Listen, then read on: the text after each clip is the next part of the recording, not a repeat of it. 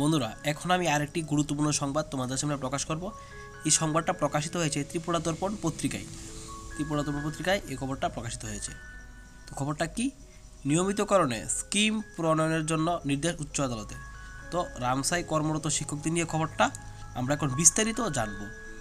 পূর্বতন রাষ্ট্রীয় সমগ্র শিক্ষা অভিযান রামসা কর্মরত শিক্ষকদের চাকরির নিয়মিতকরণের জন্য রাজ্য সরকারকে স্কিম প্রণয়ন করার নির্দেশ দিয়েছে উচ্চ আদালত।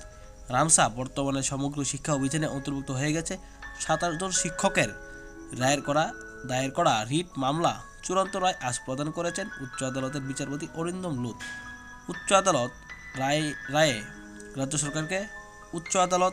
রাজ্য সরকারকে নির্দেশ দিয়েছে আগামী 8 মাসের মধ্যে কেন্দ্রীয় সরকারের সাথে আলোচনাক্রমে রিট আবেদনকারীদের নিয়মিত করার জন্য স্কিম প্রণয়ন করতে হবে। উচ্চ আদালত রায়ে মঙ্গলদেব মামলায় উচ্চ আদালতের রায় নির্দেশে মোতাবেক প্রণীত স্কিমের উল্লেখ করেছে। উচ্চ আদালতের রায়ের ফলে পূর্বতন রামসার নিযুক্ত হয়ে 1.5 শতক ধরে কর্মরত 3 শতাধিক শিক্ষক উপকৃত হবেন।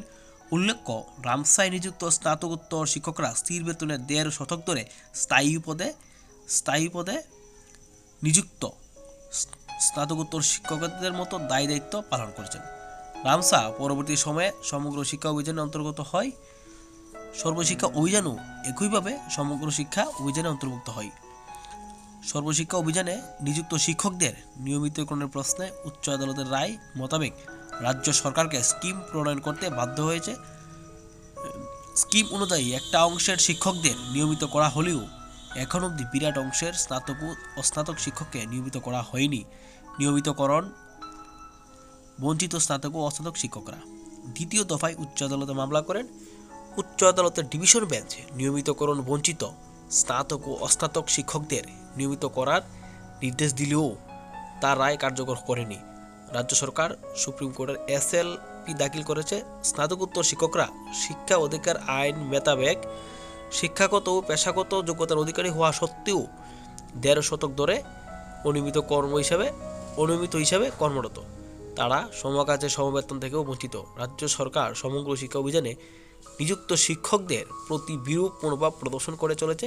শিক্ষা অধিকার আইন 2009 ও সংবিধানের 21 ক ধারা অনুযায়ী শিক্ষার অধিকার সুরক্ষার প্রশ্নে স্নাতক, অস্নাতক ও স্নাতকোত্তর শিক্ষকদের নিয়মিত চাকরি ও সম্মানজনক কাজের পরিবেশ জরুরি। সমগ্র শিক্ষা অভিযানে কর্মরত বিভিন্ন স্তরের শিক্ষকরা চাকরির ক্ষেত্রে নানাবিধ অনিশ্চয়তা ও বঞ্চনার শিকার দীর্ঘদিন ধরে। রাজনৈতিক ও প্রশাসনিক স্তরে বঞ্চনার অবসানে ও শিক্ষকদের ন্যূনতম অধিকারের স্বীকৃতিতে কোনো উদ্যোগ নেই।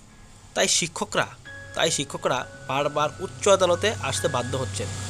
পূর্বতন রামসায় নিযুক্ত স্নাতকোত্তর শিক্ষকরা উচ্চ আদালতের রায়ে খুশি হলেও উচ্চ আদালতের সদর্থক রায় অবিলম্বে কার্যকর করার আবেদন করেছেন স্নাতকোত্তর শিক্ষকরা।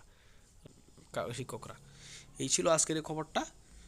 নিয়মিত কোনো স্কিম প্রণয়নের জন্য নির্দেশ দিল উচ্চ আদালত। তো রামসাই কর্মরত শিক্ষকদের নিয়ে এটা খুবই গুরুত্বপূর্ণ একটা নিউজ।